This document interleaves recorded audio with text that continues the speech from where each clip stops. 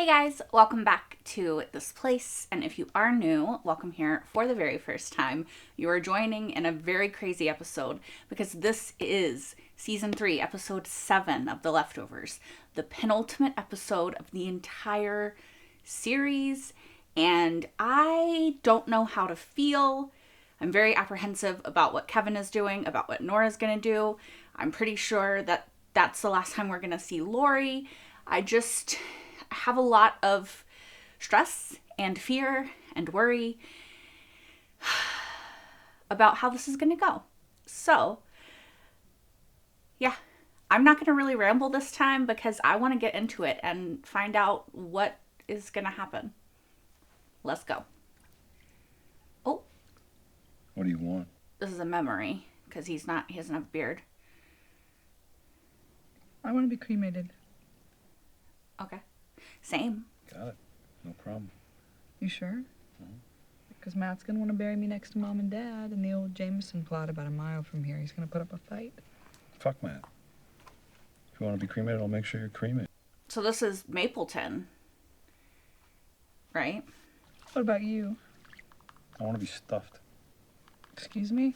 That's Stuffed. horrifying. Like That- taxidermy. That's I think he's joking, but that's horrifying. Okay, I'll stuff you. On one condition. Shoot. I get to put a beard on you. Why? Because I'm the one that has to have sex with that abomination. I'm going to dress it up how I want. Well, I don't think anyone said sex, but I know she's joking. You want me to grow a beard? I mean, I think it works well for him.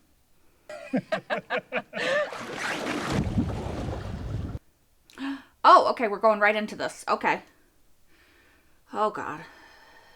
Ah! Okay, I didn't know we were going to start this episode here.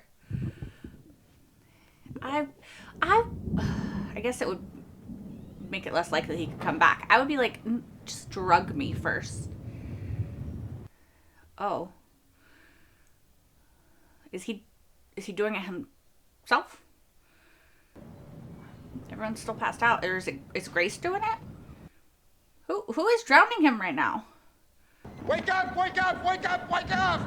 God damn it, shit, this is it. It's today, wake up! Who's drowning him? If they're all here. His horse is here. Huh? His horse is here. Yeah, try looking out the window. Look at the fucking pond, yeah.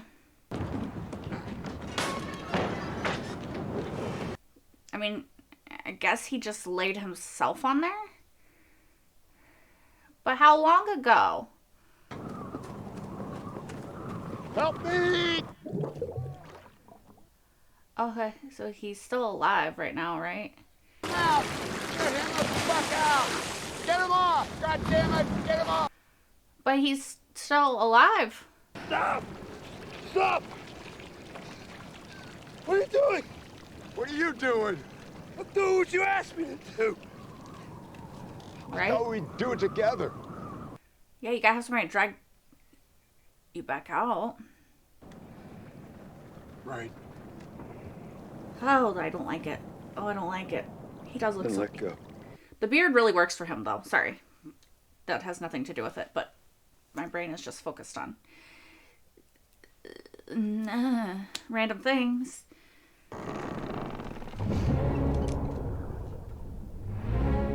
I mean, it's lucky that he happened to do that when the drug was wearing off and they were waking up, because I don't know. I feel like if he stays under too long, then they won't be able to bring him back, right? I don't know. You can't really bring people back from the dead usually. Anyway, this is going to be like, what, time number 3? Weird, he doesn't have a... He's always naked. Every time he comes to this place, he's naked. Oh,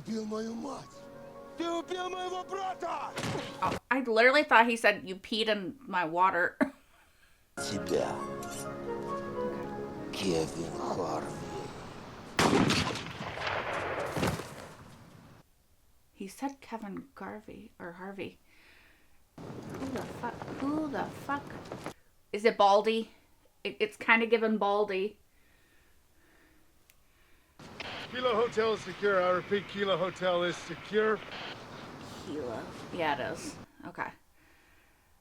You got any other reflective surfaces? TV That's screens, glassware, stainless steel pots?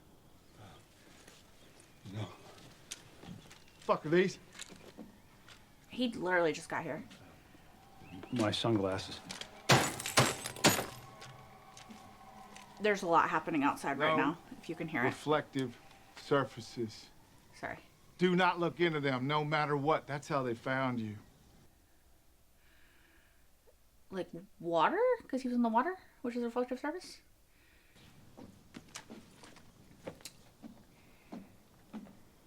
The bullet, right? So let's get assassinating, shall we? Who's the target? Yeah. President Who's the president? The president. of the United States. Who is it? But I'm gonna need something in exchange. 5 kids. Liam, Abigail, Samantha, David, and Jimmy Playford. I also need to talk to a woman named Evangeline Murphy and a man, Christopher Sunday. Christopher Sunday. Mm-hmm. The Prime Minister of Australia. Oh. Hey, if he can assassinate the Want that president, kind of high-level access, you're why going to have can't to talk to the boss yourself. talk to the prime minister. Who's the boss? You'll hear him, he'll hear you. He'll talk you through this whole shit show. Who's it gonna be? Is it gonna be God who got mauled by a tiger guy? 1, 2, 3. Testing 1, 2, 3. Are you receiving me? Is it mauled by a tiger dude? Mission control. Do I know you? I'm sitting in the railway station. Got a ticket to my destination. Mm-hmm. You remember, Mr. Harvey, what I said to you that night on the bridge? Do we finally find out? Wait, I've wanted to know this forever. You said I was the most powerful man in the world. What? Go pick up that piece of mirror and look at yourself. I don't know why that's not what I was expecting. You want to get what you came here for? Pick up that mirror and look at yourself. Okay. What's the mirror gonna show us? Just a picture of him? What do we see? What do we see? Oh! Oh, why did that scare the shit out of me?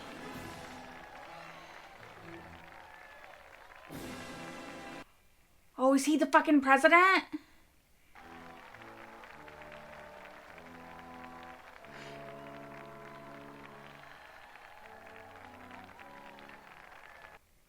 That's why they're playing the anthem?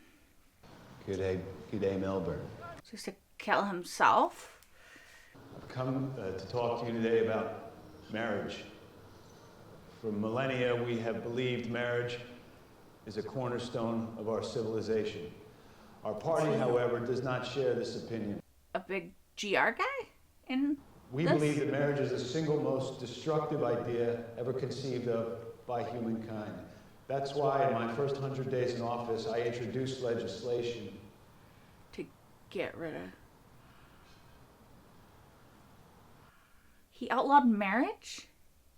In the early days of our movement, it was mandatory that all members smoke cigarettes and refrain from speaking. Yeah. He's the fucking leader of the guilty remnant. And the United States. Why I don't need a mommy and a daddy anymore. Please welcome Australia's own. It's one of those kids, right? Yeah. Liam Playford.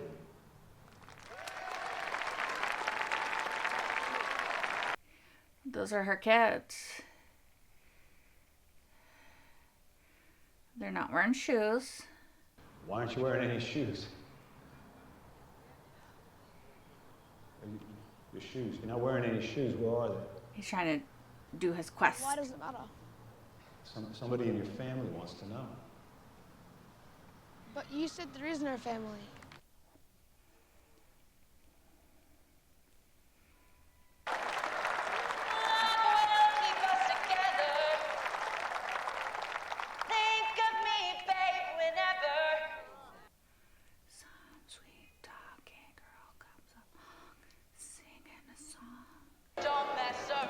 Sir, we have a situation. We need to move you now. It's the police, Kevin, man. I have to talk to that girl. No, we haven't got time for that, sir. We need to get you to a secure location right I'm not away. going fucking anywhere until I talk to that girl. Oh, Chief of Staff up front. who's the chief of staff? It appears Ukrainian separatists have taken control of an armed nuclear submarine, and they'll have launch capability within 2 hours. You're being brought to a bunker, which you will access with your unique biometrics. Once inside, you'll be... Sorry, my unique biometrics? Yes, sir. The door can only be unlocked by you and you alone, unless you have an identical twin brother, which would be ridiculous. Yeah, that would be ridiculous. Beardless version of him? She's coming with me. Sir, she's a civilian. She can't travel in the presidential limo. She's coming with me alone. Looks like rain. Where's beardless him? I have a message for you from your father. My father? Okay, why is she upset? He wants you to know He that looks. you're loved. Yeah. Is there anything you want me to tell him? Are you fucking serious? My father was murdered. My mother, my brother, all of them gone in an instant because of a drone strike ordered by your administration. No, that's not what happened. Yeah. I'm not dead. I'm right fucking here, asshole. Well, actually, What do you want?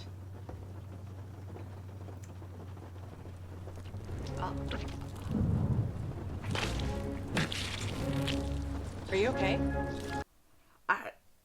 I would say no.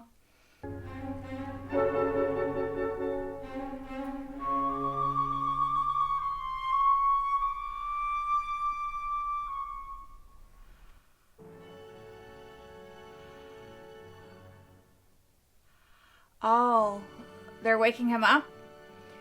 But he didn't get to do anything he didn't even talk to Christopher yet. I think you're supposed to let him wake up on his own, right? Isn't that what we did the last time?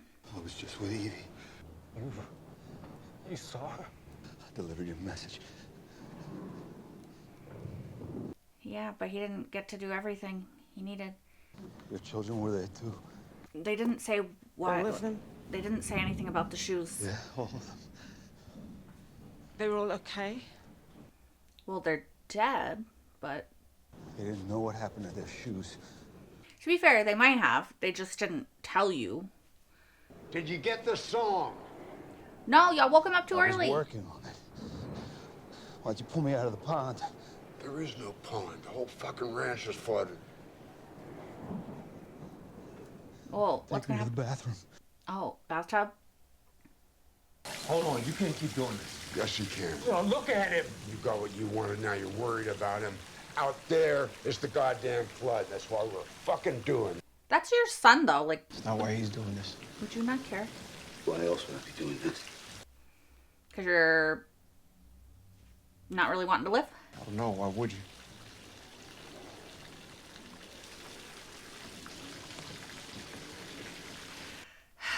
What if he can't wake him up next time? Like, how do we think that he would feel? That's his son. If I could do this instead of you, I would. I know. The secure location can only be accessed by my exact biometrics. Is that supposed to make sense to me? Doesn't make sense to me. What if he, like, dies for real this time, though? I love you, son. Like, for good. I love you too. I don't know. I get that he thinks that he's doing this to literally save the world. I You're couldn't. gonna have to hold me down. It could not be me.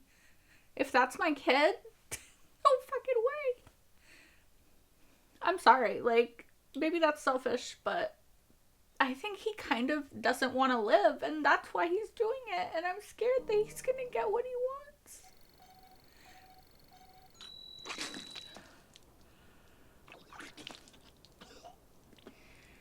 You all right, sir? I mean, he's puking up water. I'm gonna say no.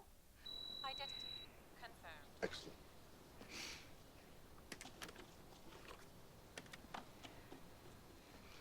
What's that? Now, your penis, please, sir. I'm sorry. Your penis.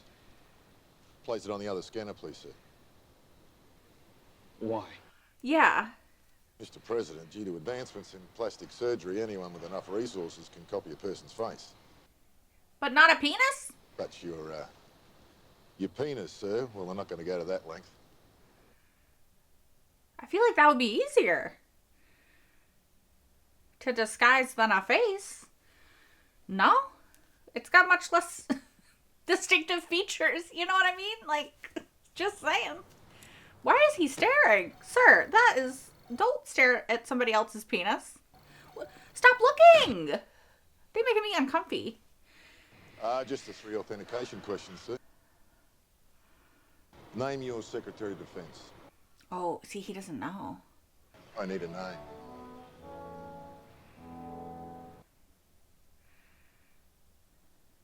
Patty Levin. Correct. I thought she was dead. I thought we sent her to the great beyond in the fucking wherever.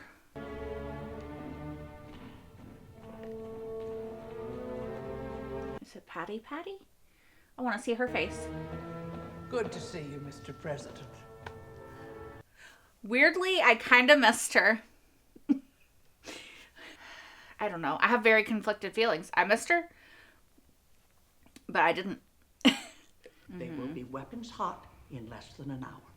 Our only option is to strike first, which is why you need to take us down to DEFCON 1. We're just gonna skip past 2. Straight to 1. I have to make a phone call first. To who? Christopher Sunday. It's weird to see her without red hair, though, can I just say? Was expecting it. Years of planning. We are minutes away from making this happen, and you are dicking around about DEFCON 1? I don't You don't have any what? You don't have any balls? What? Sorry to interrupt, Mr. President, but the Vice President is here. And Who's she's again? demanding to speak to you. Is it Lori? Oh my god, wait, is it Lori? Fuck her!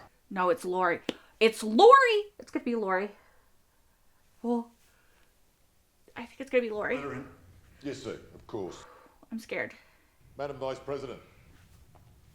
Because it's gonna be confirmation if it is. Oh! My disappointment is immeasurable, and my day is ruined. I never wanted to see you again, bitch! You have been fed bogus intel.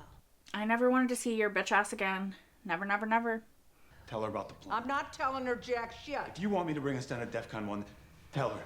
We are going to vaporize every man, woman, and child on the planet. It's the 7th anniversary of the departure, and there is reasonable expectation out there that the world's going to end. So, we're going to fire our nukes at the Russians, and they're going to retaliate, and then that's it. We give the people what they're too chicken shit to do themselves. What they elected us for. Let's not do that. The nuclear launch key was surgically embedded into the heart of a volunteer in order for the president to be able to blow up millions of people with the push of a button. He has to extract that key by murdering the volunteer himself. Who is? The volunteers coming through the east entrance of this facility in 15 minutes. It's himself? And how is he going to make it through the security door? Oh, that's what the scar was. This got real fucking weird. Tagline for this whole show. You can make your call after you take us to DEFCON 1. Or I'm the president and you listen to what I say. Patty, for fucking once. We're at DEFCON 1.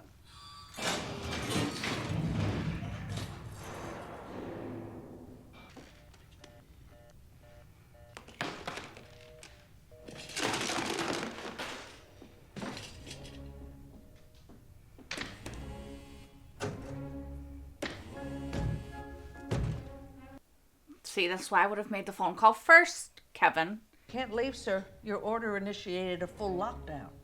Well, can you turn on the phone? I told you I had to make a fucking call. Hey!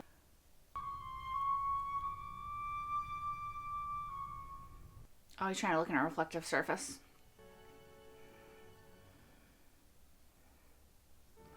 Oh. I was like, where is he? This is such an interesting episode. I feel like it's You have eyes on the entrance. the angel and the devil on his shoulder, and he has to decide, like, who's gonna win. I had someone on the inside. Leave your weapon, enter the door, and they'll take care of you once you're inside. Who is it? Who's it gonna be? I hope it's not Meg, because I don't want to see her again, you guys. I don't want to fucking see her again. Stop right there! Stop! Down! Down on the stairs! Get down! Show us your hands! Show us your fucking hands! Don't move. Did you fucking sell me out? I said don't fucking move! Okay, who's the asset?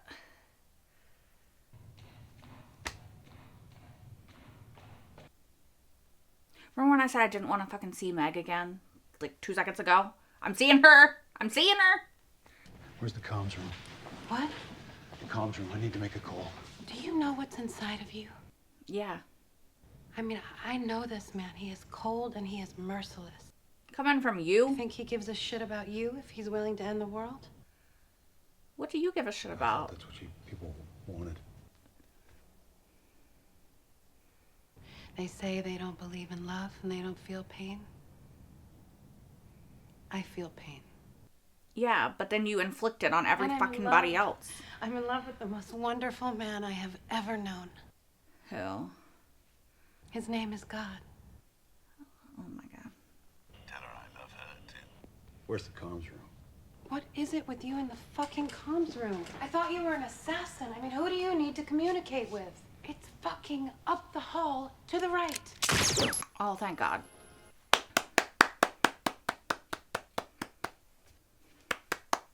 Sorry, I don't care. I was done with her. You shaved? Yep. I need to talk to the Prime Minister of Australia. Is there a problem, officer? No, sir.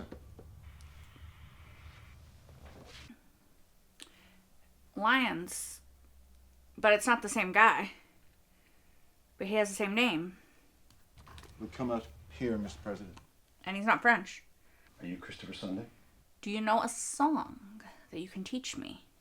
My name is Kevin. And I know this is going to sound crazy.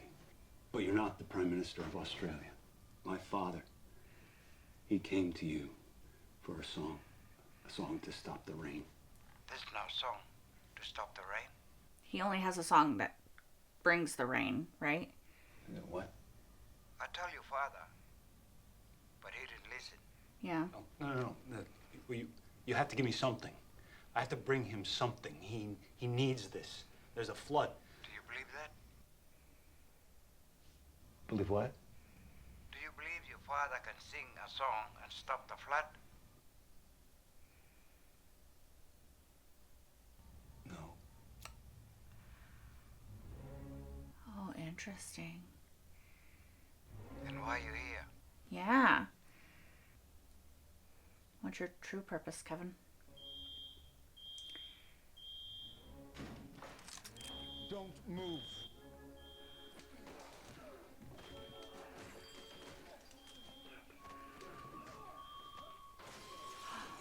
Well, there goes our conversation. Oh, and he's gonna, yeah. I hate when they do the big music. Can I have my glasses back, please?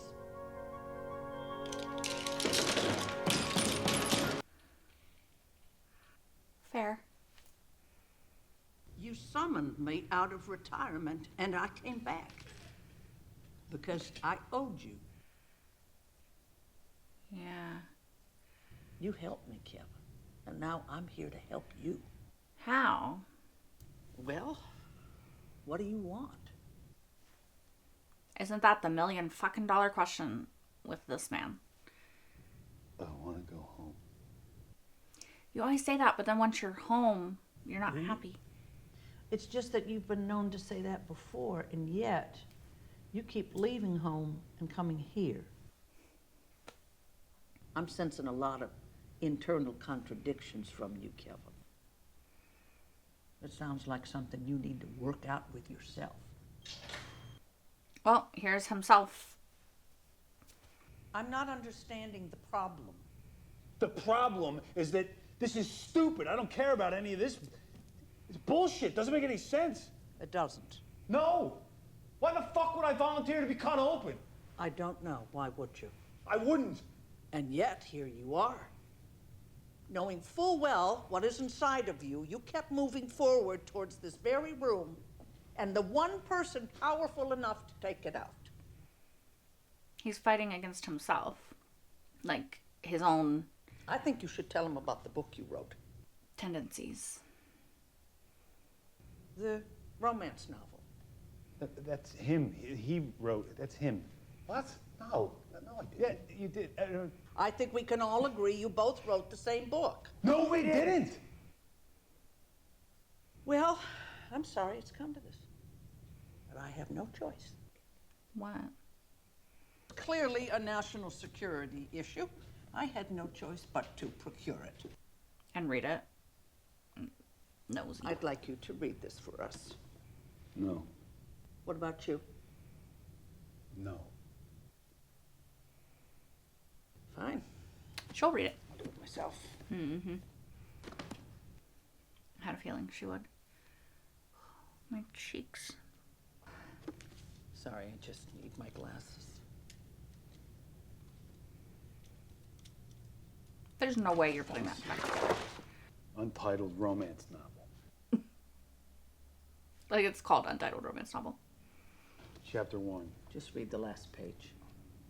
Ending's better. Can't skip to the last page. You gotta go through the whole journey. It wasn't for another hour, when he was a mile from the docks, that his thoughts turned back to her. He imagined her alone.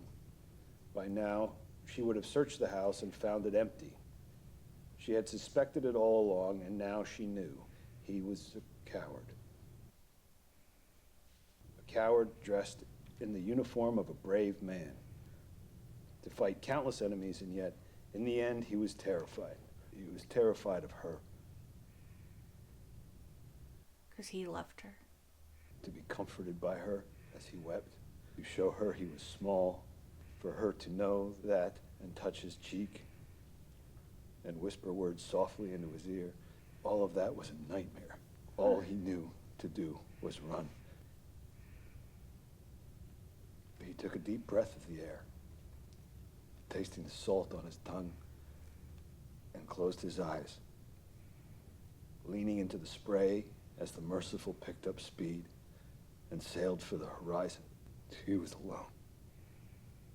And all was well.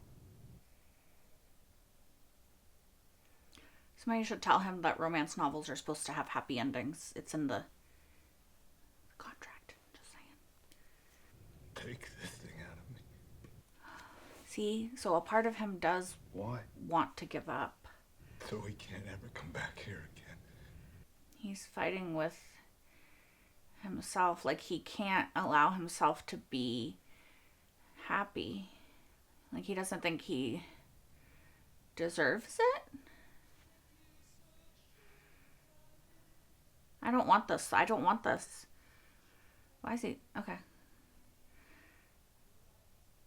Could you lay on the table, maybe? It's a bit easier to access then. Just saying. Oh, he's just gonna do it. He's just gonna do it. Okay, he's just doing it. He's just doing it. Oh. I don't do good with body stuff, guys. We fucked up with Norm.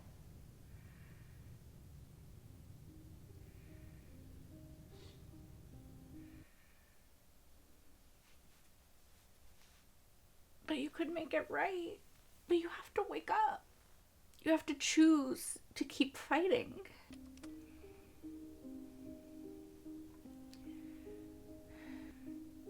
Let's go Watch the world end? Like, why would you want to?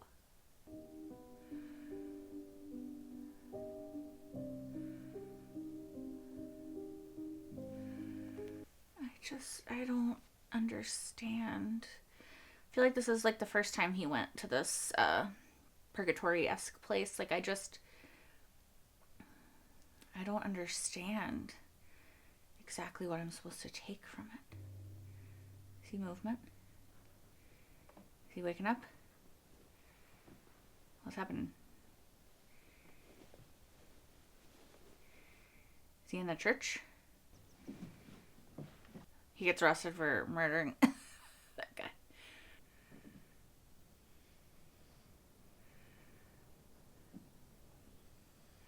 Where is his dad and Grace? Hopefully, this means that he's fully choosing to live this time. I don't know, honestly, with Kevin. Oh, his dad's on the roof. What day is it? What day is it? What day is it? Assuming it's not the 14th/15th anymore. I thought you were gone. I mean, he was.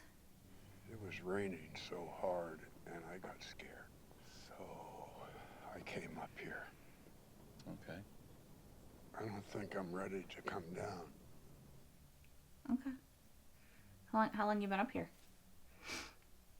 Might need to eat at some point. Now what? Life barrels on.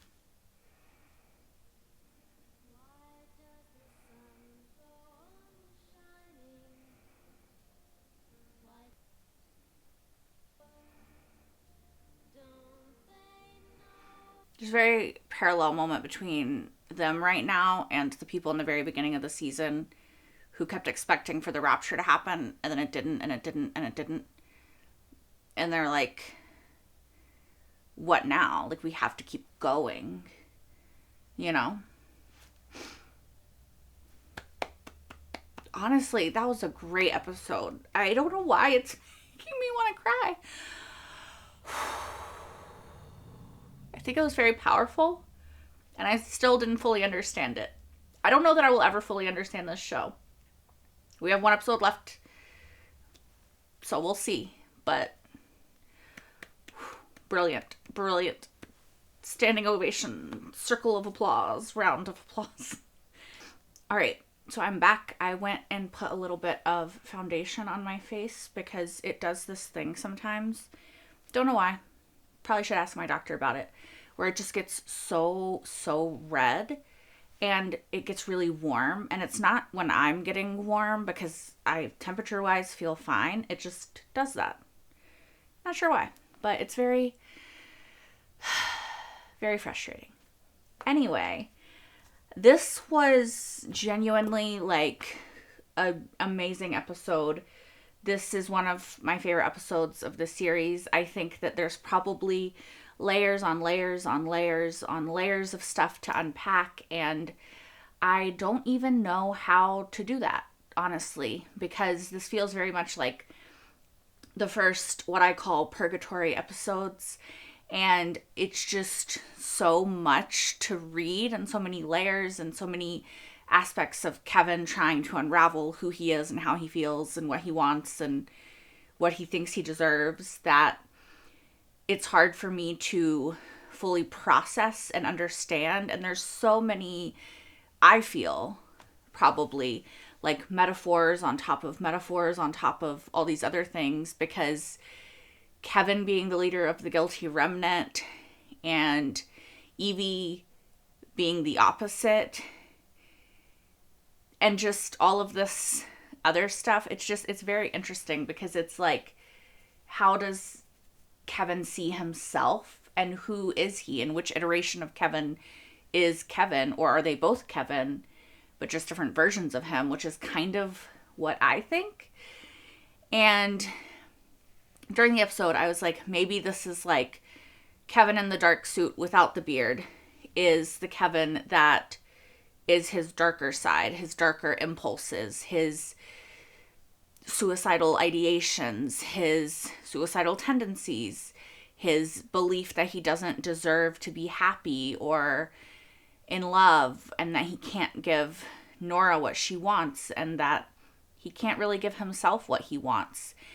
Because I think that he doesn't fully know what that is. Like, there's the him in the dark suit and then the him in the white suit, which you would think that the him in the white suit would be the bad version of him, right? Or his darker thoughts and impulses and stuff, because it's the one that is the leader of the guilty remnant and is the president and has all of the power. But I think it's supposed to be more metaphorical, because that's the current version of him, and the past version of him that had all this darkness is what led him to become this version of himself. And I wonder if it's supposed to be symbolic of like, oh, you have to kill off the part of yourself that won't move on and won't let you get better. He has to forgive the part of him that fucked up. Like, he at the end, he said, we messed up with Nora. And we saw, like, the episode begins with him and Nora in this flashback, and they're being cute, and they're in love, and they have this connection. And I think that both of them just got so lost in how fucking hard life is, and in their own depression, and in their own heads, and in their own worlds, that they didn't know how to open up and be honest with each other, and how to approach each other and approach life together. And I think that I would argue that Nora messed up with Kevin as much as Kevin messed up with Nora. But I also think that that doesn't mean it's beyond hope, especially because he did, in fact, wake up again. Now, it depends on what Nora does in the next episode, of course, but I don't know. I think that this was such an interesting episode. Something that I really liked, actually, in this episode was that when we had the moments with Grace's kids, and we had the moment with, Evie, right? I actually really like that neither of those moments turned out to be what we expected, right? Grace didn't get the answer because the kids didn't really answer the question. And Evie didn't fully receive what he was telling her, because I think that those moments are meant to be sort of indicative of the fact that that's what happens when you lose people, right? Like, that's the reality of losing someone and not getting to say goodbye or be there or know what happened. You get stuck in that place, in that area, in that world of not knowing. And you, in real life, in the world we live in, you don't get those answers. And even though it's sad and it sucks for Grace and it sucks for John, although Kevin said I told her, so maybe that's some sort of closure for him. But I think that that is the reality of losing someone, is you're never going to feel like there was enough time. You're never going to feel like you said I love you enough. And you're never going to get the answer to the question that you didn't get to ask, if that makes sense. And I think that the harsh reality of that maybe kind of fucked up, but I enjoyed that they did it the way that they did it in that instance. What I did not enjoy was having to see fucking Meg again in this episode. Why did they bring her back? Why did they bring her back? Maybe they just brought her back so that we could have the satisfaction of seeing Kevin kill her. And, like, I'm okay with that. But dear God, it's funny because we also got confirmation that God, aka Mauled by a Tiger Dude, and Bridge Dude, and Karaoke Dude, was not actually God. He's like, it was just a pickup line. Like, I'm sorry, like, who are you picking up that thinks that they want to get with God? Like, that's weird. I mean, Meg. So, yeah. Yeah, I guess that does track. I wonder what the purpose of him throughout this whole thing was then, though. He was just like a foil to bring Matt to where he needed to be, and then to bring Kevin to where he needed to be. But is the idea like there is no God, but then what the fuck is this purgatory area, and how are people stuck here? Is that even real? Is it just, is purgatory a place where Kevin's subconscious goes, and it's just like his own way to work out his own demons and figure them out? Or is it supposed to be an actual legitimate place? I don't know. I don't think that there is an answer, and I don't think we're going to get an answer on the departure since we have one episode left. I don't think that we're going to get a lot of the answers that maybe we want, but I have said throughout the 3 seasons of the show that I've seen now that I think that it ending without actually giving us solid answers is probably the best ending, maybe? I don't know. I have to see the next episode. But I do think that us being as confused about everything that's happening and what's real and what's not real, and does it even matter what is and isn't real, and how what did or didn't happen, I think that us being in the same boat as the characters in that way is refreshing. Because, yeah, I'm a nosy person. I want to know all the answers. I want to know, like the writer, like, what did you intend? Like, what was the purpose? Like, what was the departure? What was this? What was that? What was that? You know? But that doesn't mean I have to have the answers, you know? Yeah. I also thought it was interesting that the guy in the room when he went to talk to Christopher Sunday, his name was Lyons, which is also what the guy's name was who blew up the submarine. It was a different person, though. It was not the same actor. And also, it was interesting that he didn't learn the song and he didn't believe in it. And that Christopher Sunday said, like, hey, I told your dad, I don't know a song to stop rain. I only know a song to bring rain. I wonder what the message is there.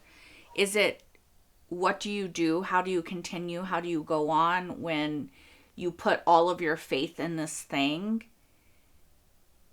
and it abandons you?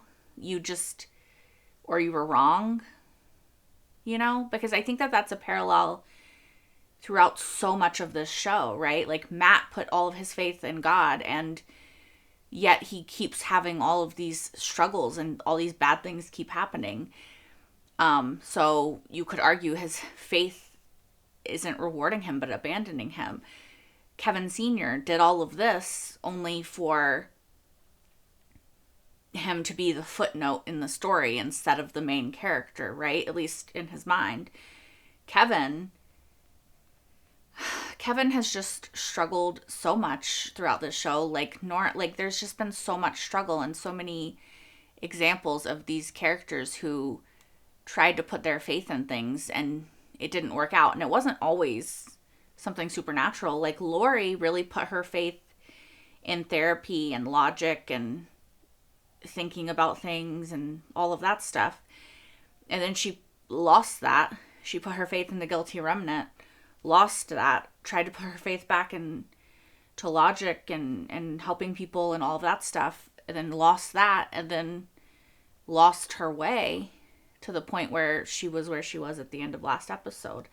So I don't really know I feel like I'm just rambling. Hopefully some of this is making sense. I talk and process at the same time my brain does, so I don't know if that's good for you guys or not. Let me know. But I am just trying to think, like, I don't know exactly what the show is trying to tell us, but I do think that there is a reoccurring theme of how do you keep going in life when you lose faith and you lose the things you love and you lose the things that are most important to you.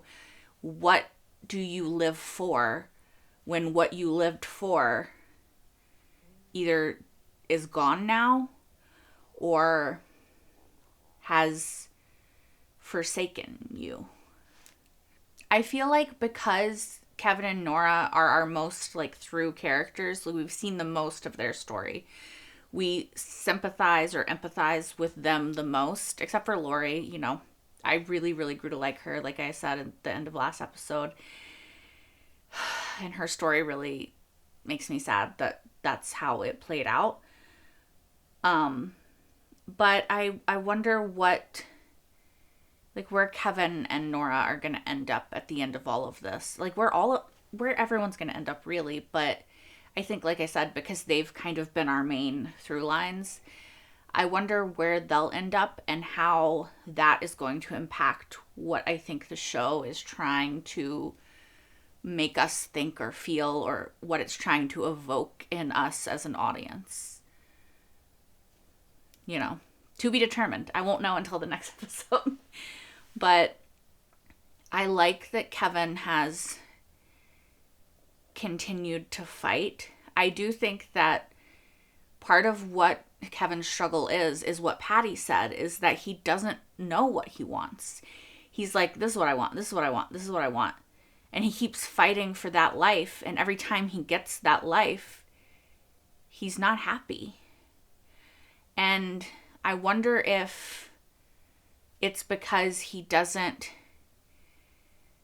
feel with Nora like he deserves it. I wonder if, because we know with Lori, he loved her and he loved his kids, but he wasn't happy. We saw that before the departure. He wasn't happy, and he tried to use this affair as a way to give himself an out, I think, of the marriage and that life. And then the departure happened and it fucked everything up, and then he got scared and he tried to stay in that life, and just everything kept falling apart. And I think that with Nora, he was happy as well.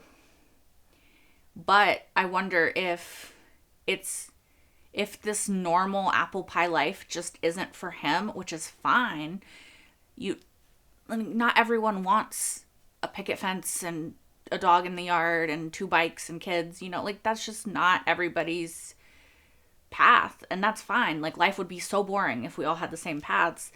But I wonder if he's struggling to reconcile that, because as a society we are told, all of us, that that's what you should want and strive for. Like, as women, like, we should want to be mothers. As men, we should want to be fathers and protectors. And I say we, I guess they should want to be fathers and protectors and breadwinner. You know, like, there's all these things that society tells us without even fully telling us, but we know, you know, the normal, the right, the whatever path that we're supposed to want to take in life. And I wonder if part of Kevin's struggle is that it just doesn't appeal to him, and he doesn't know how to reconcile that with what he is supposed to want. I don't know. I think he's a very interesting character. He's very dark. He has a lot of flaws, like all of my favorite characters, and he has a lot of demons to fight.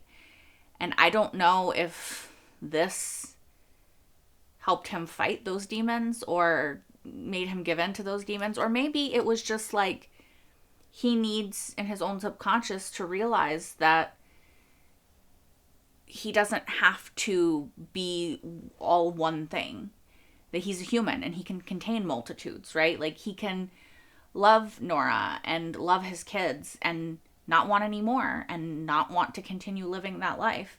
He can have these dark parts of him and these dark thoughts and have these feelings and opinions and still want to continue going on. I still don't fully understand. Like, I get, if my postulating is correct, I get why he killed himself. I don't know why he destroyed the world. Maybe it was just his way of accepting the departure. And his way of saying, like, I don't have to be the most important person or the best person or the most right person or the whatever person. Maybe it's even, and I'm just thinking of this now, maybe it's even him having to realize that there is nothing inherently special about not being somebody who departed, right? That it's just random, that it's just chance, that there's no destiny to it, that you don't have to live up to some crazy ideal now because you survived this event that took 2%, I think it was, of the entire population of the planet. Ugh. You can take the weight off your shoulders and try to just exist. Maybe? I don't know. I'm probably reading too much into it. I say that all the time. Probably am. But it makes sense to me, kind of. And Patty had to help him do it because Patty was also someone who felt that she had to do something important after the departure in a very, very different way to keep the memory alive.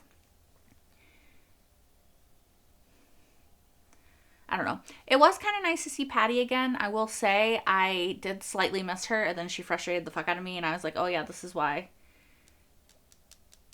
I was tired of the guilty remnant again. Didn't care to see Meg again. I also really liked how this episode ended, and it makes me very curious for where we're going to go in the next episode, with Kevin Sr. sitting on the rooftop and saying, what now? And I can only assume, maybe it is the same day, maybe I'm wrong, but I can only assume that some amount of time has passed and maybe we're not even on the 14th/15th anymore. And the dad is like, oh, what do I do now? Because I was expecting this thing, right? And I talked about it at the end of the episode. There's this parallel to the people in the beginning waiting on the rapture on the top of the church, and Kevin and his dad at the end sitting on top of the roof of this house and being like, this 7th anniversary came and went, possibly, and we're still here. We're still here. And there was maybe no great destiny, no great plan, no great reckoning to come. What do we do now? And I really, really like that parallel to those people on the church in the first episode of this season, and Kevin and his dad on the roof of the house at the end, towards the end of this season, because I do think that, like I said, so much of this show is the question of the entire question of the show is, what do we do now? Because this thing happened and we can't explain it and we don't know what it means, and there's no way that we can stop it or start it or reckon with it or figure it the fuck out, because there's no scientific explanation for what happened. So all we're left with is trying with our little human brains to make patterns and to figure it out and to make it mean something and to make us being here still mean something. And like, surely we have to do that because we have to make sense of our lives and we have to make sense of how they're gone and we're still here. But every year and day that passes and nothing changes, what do we do now? Do we move on? Do we dare to hope to try to keep going and to pray it won't happen again to continue living our lives like we did before, or does this change us as a people forever? I mean, I think it would, but also there has to be some sort of return to some level of normalcy after everything, because, you know, that's just what humans do. Anyway, I am for sure rambling my booty off at you guys. I am so sorry. I don't think, is there anything else I wanted to say? Let me look at my notes real quick to see if I wanted to keep rambling at you guys. I think that that's all that I have to say for now. I might watch the finale now, or I might not. I don't know yet. I gotta get lunch. I gotta relax. This was an incredible episode. This has been an incredible show. If you guys want to finish out this show with me and you're watching this on YouTube, you can actually watch the final episode right now over on my Patreon, which is linked in the description down below, as well as all the episodes of Leftovers that I've seen so far, which is almost all of them at this point. That is on the full length tier, which is in the description down below. I am in no way ready to say goodbye to this show, but I'm also ready to watch the final episode and then maybe be able to go back and try to watch the whole thing again and figure out what the fuck was happening. Maybe. I don't know. Yeah. Anyway, thank you guys so much for joining me on this journey so far. I hope to see you for the series finale next time. Until then. Bye, guys.